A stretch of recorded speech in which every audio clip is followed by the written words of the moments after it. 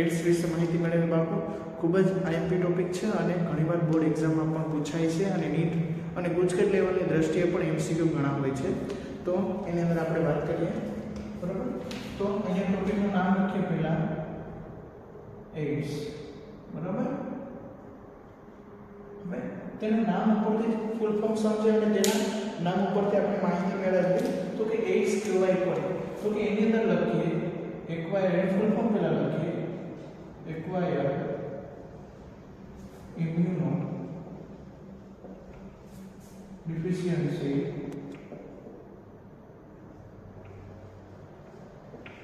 Syndrome, બરાબર. હવે આના નામ ઉપરથી આપણે વાત કરીએ એક્વાયર્ડ એટલે કે જન્મ બાદ શું થાય, ઉપાર્જિત થાય તેને શું કહેવાય, એક્વાયર્ડ કહેવાય છે. તેની અંદર લખીએ કે જન્મ બાદ ઉપાર્જિત થાય. ઇમ્યુનોડિફિશિયન્સી તો કે પ્રતિકાર તંત્રની ઉણપથી થતો રોગ. તો અહીંયા લખીએ આપણે પ્રતિકાર તંત્રની ઉણપથી થતો રોગ, બરાબર. સિન્ડ્રોમ એટલે શું કહેવાય તો કે લક્ષણોનો સમૂહ. એને શું કહેવાય, સિન્ડ્રોમ કહેવાય. તો જન્મ બાદ શું થાય, ઉપાર્જિત થાય પ્રતિકાર તંત્ર કે તેની સામે આપણું રોગ પ્રતિકાર તંત્ર કામ કરી શકતું નથી. આથી એમાં શું લખી શકાય તો કે પ્રતિકાર તંત્રની ઉણપથી થતો રોગ અને ઘણા બધા રોગ આપણો ભેગા થઈને આપણો સમૂહ બનાવે તેને શું કહેવાય, લક્ષણોનો સમૂહ. આથી તેને સિન્ડ્રોમ કહેવામાં આવે છે. આની અંદર આપણે વાત કરીએ તો કે આ રોગ થાય કઈ રીતે, તો કે રોગકારકનું નામ લખીએ મારું, રોગકારક લખીએ આપણે, બરાબર. તો કે એચઆઈવી નામના વાયરસથી થાય, એચઆઈવી નામના વાયરસથી થાય. એનું આપણે અહીંયા ફૂલ ફોર્મ લખીએ તો કે હ્યુમન ઇમ્યુનો ડિફિશિયન્સી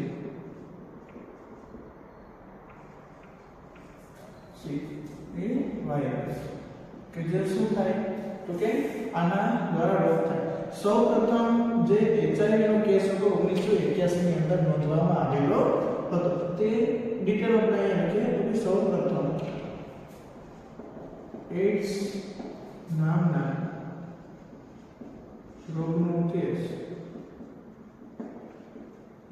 1981 માં નોંધાયો હતો, બરાબર. કે જે કઈ સાલમાં નોંધાયો હતો, 1981 ની સાલમાં નોંધાયો હતો. ત્યારબાદ શું થયું તો કે 25 મિલિયન જેટલા લોકો આ રોગથી મૃત્યુ પામ્યા, બરાબર. 25 મિલિયન જેટલા લોકો શું થયા કે એડ્સના રોગથી મૃત્યુ પામ્યા. હવે આના વિશે માહિતી મેળવી લીધી. હવે આપણે અહીં જોઈએ કે આ રોગ થાય કેવી રીતે. તો એના વિશે લખીએ આપણે અહીં ટોપિક તો કે રોગ થવાના કારણો.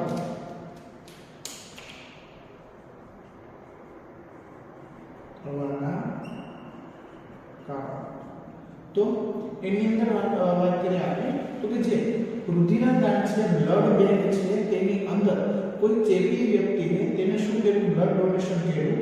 તો તેના લીધે શું થયું તો કે જેની અંદર બ્લડ ચડાવવાનું હતું તે શું થયું કે એચઆઈવી ના રોગથી સંક્રમિત થયું. આથી આપણે એ લખી શકીએ કે રુધિરા ચેપી વ્યક્તિના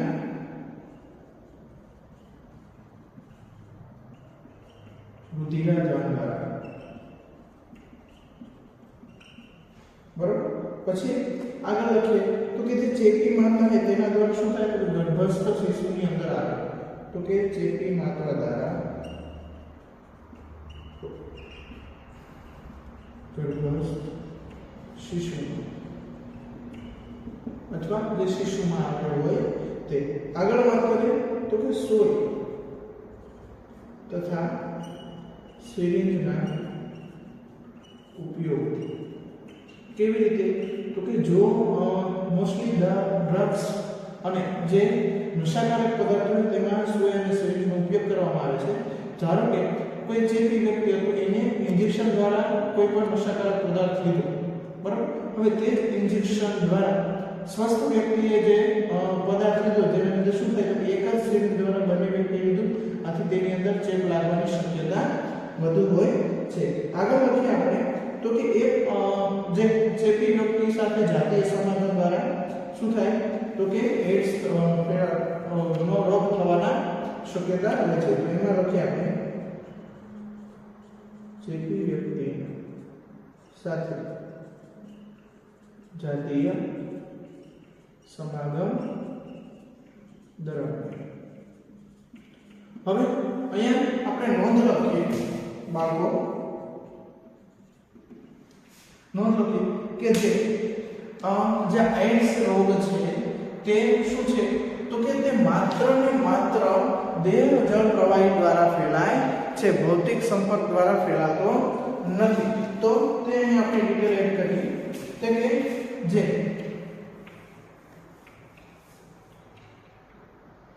આ માત્ર ને દેહ જળ પ્રવાહી દ્વારા ફેલાય છે, ભૌતિક સંપર્ક દ્વારા ફેલાતો નથી. એટલે કે કોઈ પણ વ્યક્તિને જ્યારે ટચ કરવામાં આવે અથવા તેને હાથ ફેરવતો તો શું થાય તો કે તેનો ચેપ લાગતો નથી, માત્ર ને માત્ર શું થાય તો કે દેહ જળ પ્રવાહી દ્વારા ફેલાય છે. પછી આની અંદર વાત કરીએ તો કે HIV નો ચેપ લાગવો અને તેનું સંક્રમિત થવું તેની અંદર મહિનાઓથી લઈ અને શું થાય તો કે વર્ષો સુધી પણ તે શું કરે કે પોતાની સંતતિ વધારે અને પછી સંક્રમણ પેદા કરે છે. તો તે પણ અહીં આપણે લખી શકીએ HIV નો ચેપ લાગવો અને તેનાથી સંક્રમિત થવું તેમાં મહિનાઓથી લઈ અને કેટલાક વર્ષો સુધીનો સમયગાળો લાગે છે. હવે આની અંદર આપણે વાત કરીએ તો કે કઈ રીતે તે આપણા જે કોષ છે તેને HIV ની અંદર ફેરવે છે. તો કે સૌપ્રથમ તે કોની ઉપર આક્રમણ કરશે તો કે આપણા શરીરના બૃહદ કોષો છે તેની અંદર બરાબર શું કરશે તો કે આક્રમણ કરશે અને પોતાની સંતતિ વધારશે. કેવી રીતે તો કે અહીંયા આપણે વાત કરીએ મેક્રોફેજ પર એને કહેવામાં આવે છે. ધારો કે આ શું છે મેક્રોફેજ, બરાબર. આ એનું કોષ આવેલો છે. આ એનું શું છે તો કે જનીન્દ્રવ્ય, કોષનું જનીન્દ્રવ્ય. હવે અહીંયા ધારો કે આ જે HIV નો ચેપ છે, બરાબર. હવે કોષોની ઉપર શું આવેલો હોય તો કે ગ્રાહક પ્રોટીન આવેલો હોય કે જે તેની ઉપરની સપાટી ઉપર જે તંતુ જોડાય અને કોષની અંદર પ્રવેશ કરાવે છે. નિગ્નાનક પ્રોટીન તરીકે અહીંયા આપણે વાત કરીએ તો કે આને શું કહેવાય પ્રોટીન આવેલું હોય CD4, બરાબર. તેના વિશે લખીએ અમે CD4 કે તે શું કરશે તો કે આ જે કોષ છે એડ્સ નો જે ચેપનો રોગ છે વાયરસ છે તે આની સાથે જોડાઈને શું થાય તો કે પ્રોટીન દ્વારા કોષમાં દાખલ થાય, બરાબર. હવે આની પાસે શું આવેલું હોય વાયરસ છે એની પાસે શું આવેલું હોય RNA આવેલું હોય, બરાબર. Double stranded RNA. હવે તે શું કરશે તો કે રિવર્સ ટ્રાન્સક્રિપ્ટેઝ ઉત્સેચકની મદદ દ્વારા RNA ને શું કરશે તો કે DNA ની અંદર નિર્માણ કરશે, બરાબર. DNA નું શું કરશે તો કે જે AIDS નું જે RNA છે તેનું અંદર શું થાય તો કે DNA નું નિર્માણ થાય. આ DNA ક્યાં જોડાય છે તો કે ડાયલેક્ટિક કોષના DNA સાથે, બરાબર. કે એ પોતાનું DNA સમજે છે અને જોઈન કરી લે આથી શું થાય તો કે આની અંદર જનીન્દ્રવ્યનું સંતુલન થાય અને આ જે મેક્રોફેજ છે તે શું કરશે તો કે એડ્સ ના જે તંતુઓ છે અથવા વાયરસ છે તે બનાવશે અથવા મુક્ત કરશે આની અંદર પરિપક્વ થયા બાદ બરાબર CD4 પ્રોટીન દ્વારા શું થયું તો કે કોષમાં દાખલ થયું RNA એની અંદર આવે તો શું હોય તો કે RNA આવે હોય કે જે રિવર્સ ટ્રાન્સક્રિપ્શન ઉત્સેચકની મદદ દ્વારા શું કરે તો કે DNA નું નિર્માણ કરે આ DNA ક્યાં જોડાય છે તો કે આની અંદર પોતાનું જનીન્દ્રવ્ય સમજે અને શું કરે તો કે તેની સાથે જોડાય અને પોતાની સંતતિ વધારવાનું કામ કરે છે આથી તેને શું કહેવાય મેક્રોફેજ ને HIV નું કારખાનું પણ કહે છે અહીં આપણે લખીએ તો કે HIV ને મેક્રોફેજ નું કારખાનું કારખાનું કહે છે આગળ આની અંદર વાત કરીએ કે જે આ કોષો મુક્ત થયા તે આપણે શું કરશે તો કે મદદ કરતા લસિકા કોષો ઉપર હુમલો કરશે એટલે TH આપણે પહેલા લખીએ મદદ કરતા લસિકા કોષો બરોબર હુમલો કરશે આથી શું થાય તો કે તે આપણા પ્રતિકારક કોષો છે તે શું કરશે તો કે તેનો નાશ કરશે અને આગળ તેની સંતતિ હજી વધારવાનું ચાલુ રાખશે આથી શું થાય તો કે શરીરની રોગ પ્રતિકારકતા ઘટે હવે તેનું વજન કેટલું હોય 1200 મિલીમીટર ઘનથી 200 મિલીમીટર ઘન સુધી પહોંચી જાય આથી શું થયું તો કે શરીરની રોગ પ્રતિકારકતા ક્ષમતા ઘટી તેના લીધે શું થાય તો કે વજન ઘટે ભૂખ ન લાગે બરોબર વજન ઘટે ભૂખ ન લાગે ઝાડા થવા આવા બધા આની અંદર શું થાય તો કે લક્ષણો જોવા મળે છે ક્યાં તો કે HIV નો ચેપ લાગ્યા બાદ આની અંદર આજે વાત કરીએ આપણે તો કે શું થાય તો કે રોગ પ્રતિકારકની ક્ષમતા ઘટે એટલે વિવિધ સૂક્ષ્મ જીવોનો રોગ લાગુ પડે જીવોનો ચેપ લાગુ પડે બરાબર જે આવા લક્ષણો જોવા મળે છે આની અંદર ફરીથી આપણે સમજીને ખૂબ જ આઈટી ટોપિક હોવાથી ફરીથી આના પછી આગળ નેક્સ્ટ ચાલુ કરીએ એડ્સ તો કે એડ્સ નું ફૂલ ફોર્મ છે બાળકો એક્વાયર્ડ ઇમ્યુનોડિફિશિયન્સી સિન્ડ્રોમ તે કે જે જન્મ બાદ ઉપાર્જિત થાય પ્રતિકારક તંત્રની ઉણપથી થતો રોગ છે અને સિન્ડ્રોમ એટલે શું થાય તો કે લક્ષણોનો સમૂહ તો એનો રોગ કયો છે તો કે HIV હ્યુમન ઇમ્યુનોડિફિશિયન્સી વાયરસ કે જેનું ફૂલ ફોર્મ છે અને તે યાદ રાખવાનું છે સૌપ્રથમ એડ્સ નામના રોગનો કેસ કેટલા 1981 ની સાલમાં નોંધાયો હતો તેનાથી 25 મિલિયન જેટલા શું થયા તો કે 2.5 કરોડ જેટલા લોકો મૃત્યુ પામ્યા રોગ થવાના કારણો તો ચેપી વ્યક્તિ દ્વારા રુધિરાજ દાન કરવું પછી ચેપી માતા દ્વારા ગર્ભસ્થ શિશુમાં જે દુગ્ધ સ્ત્રાવ કરાવે અથવા જે ગર્ભમાં હોય ત્યારે જ લાગી જાય જો 100 એકવાર શરીરના ઉપયોગથી ચેપી વ્યક્તિ સાથે જાતીય સમાગમ દ્વારા પછી આ રોગ માત્ર દેહજળ પ્રવાહી દ્વારા ફેલાય છે ભૌતિક સંપર્ક દ્વારા ફેલાતો નથી HIV નો રોગ થવો અને તેનું સંક્રમણ આખા શરીરનું સંક્રમિત થવું તેની અંદર મહિનાઓથી લઈ અને વર્ષો સુધીનો સમય લાગે છે કેવી રીતે તો કે જો આ એડ્સ નો જે વાયરસ છે તે શું થાય તો કે આપણે કોષની ઉપર આવેલા પ્રોટીન રિસેપ્ટર પ્રોટીન નિગ્રહ પ્રોટીન કે જે સાથે જોડે અને તેના દ્વારા શું થાય તો કે કોષની અંદર દાખલ થાય પ્રોટીન દ્વારા હવે તેની અંદર શું આવેલું RNA આવેલું કે તે છૂટું પડે એટલે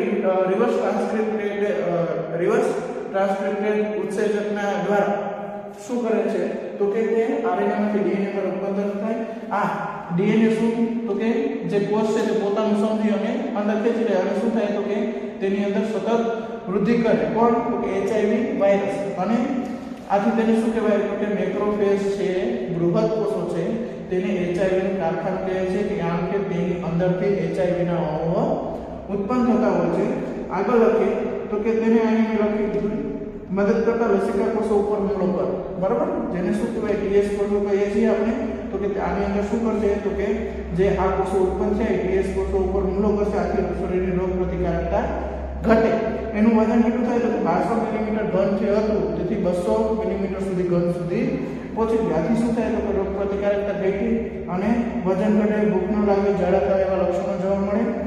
વિવિધ સૂક્ષ્મ જીવોનો ચેપ પણ લાગુ પડે, કારણ કે શું થયું કે શરીરની જે રોગ પ્રતિકારકતા શક્તિ હતી તે ઘટી ગઈ. હવે આની અંદર વાત કરીએ કે એચઆઈવી નો રોગ થયો તો તેનું નિદાન કઈ રીતે કરવું તેના વિશે આપણે માહિતી મેળવીએ.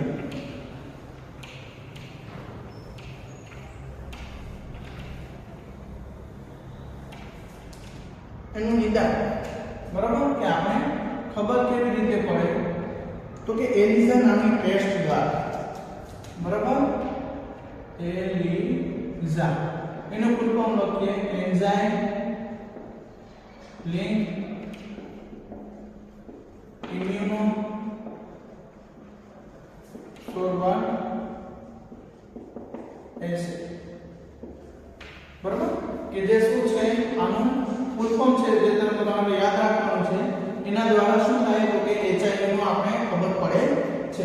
આગળ લખીએ તેની સારવાર કઈ રીતે થાય બાળકો તેના વિશે આપણે માહિતી મેળવીએ. તો કે એચઆઈવી ની સારવાર માટે વિવિધ જે રાસાયણિક ઔષધોનો ઉપયોગ કરવામાં આવે છે, જેના લીધે શું થાય આડઅસરો તો કે વાળ ખરવા, શરીરમાં નબળાઈ આવી એવા આડઅસરો જોવા મળે છે. તો કે તેમાં વિવિધ પ્રકારની રાસાયણિક ઔષધોનો ઉપયોગ કરવામાં આવે છે, જેમાં તેથી તેની ઘણી બધી આડઅસરો જોવા મળે છે, જેવી કે વાળ ખરવા, શરીર નબળું પડવું.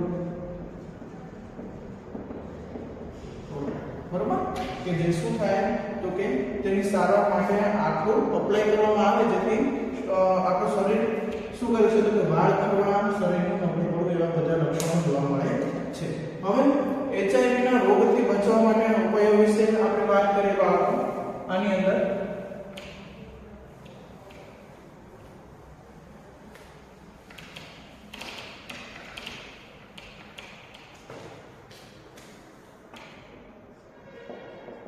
એચઆઈવી થી બચવાના ઉપાય તેના વિશે વાત કરીએ તો કે સૌપ્રથમ અજાણ્યા જાતિ સાથે શું કરવું? સમાગમ ટાળવું.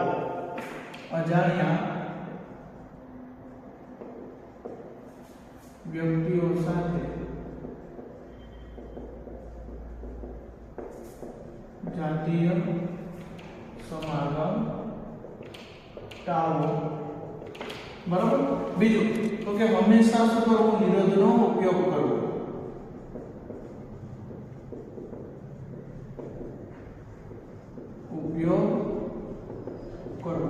જેથી કરીને ચેપ લાગે નહીં. પછી રુધિરને એચઆઈવી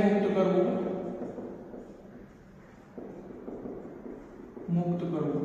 હવે જ્યાં એચઆઈવી સંભવિત જે જગ્યા છે તેની અંદર શું કરવું કે તે વિસ્તારની અંદર વધારે એચઆઈવી ના કેસ જોવા મળતા હોય તો તેની અંદર શું કરવું? વારંવાર ચેકઅપ કરવું.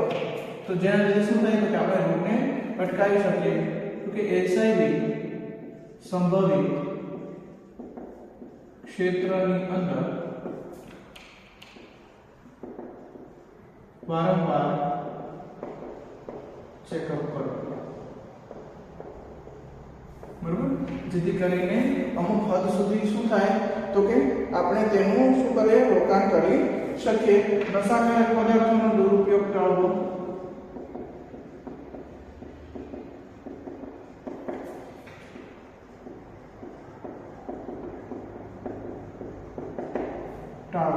બરાબર, સિરિંજ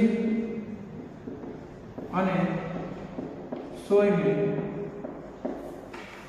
ઉપયોગ કર્યા બાદ ફેંકી દેવી.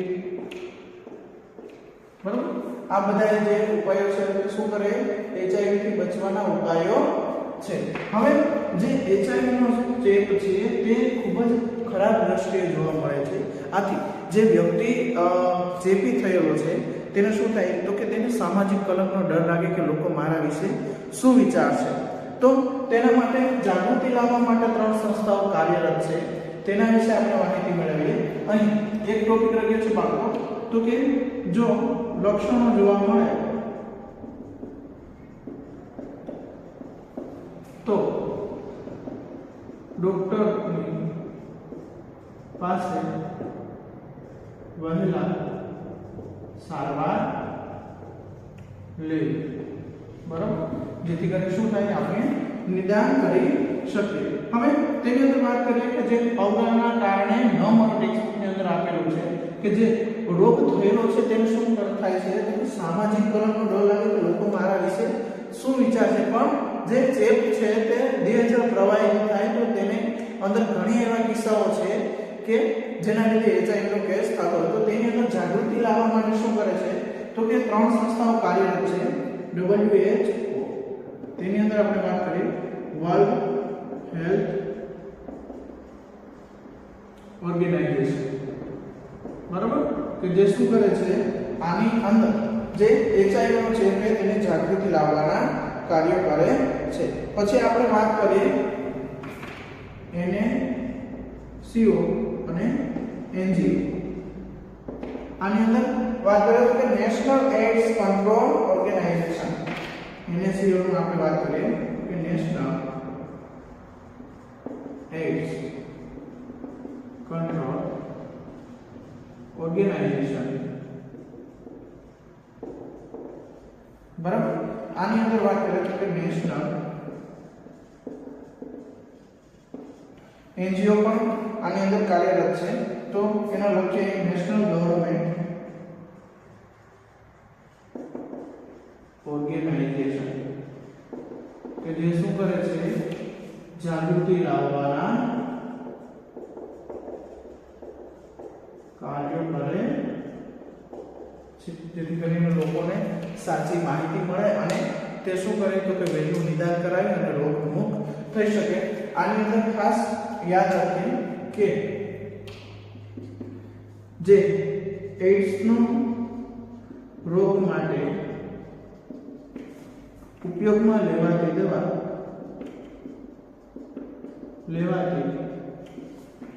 દવા દ્વારા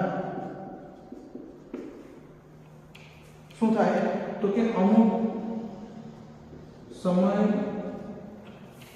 સુધી મૃત્યુને લંબાવી શકીએ છીએ, પરંતુ શું થાય ટાળી શકતા નથી.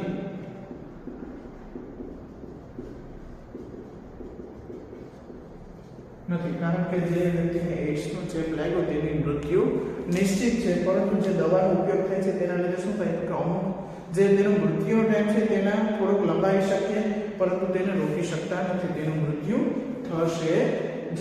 રેડી, અહીંયા થાય છે આપણો એઇડ્સ નો ટોપિક પૂરો.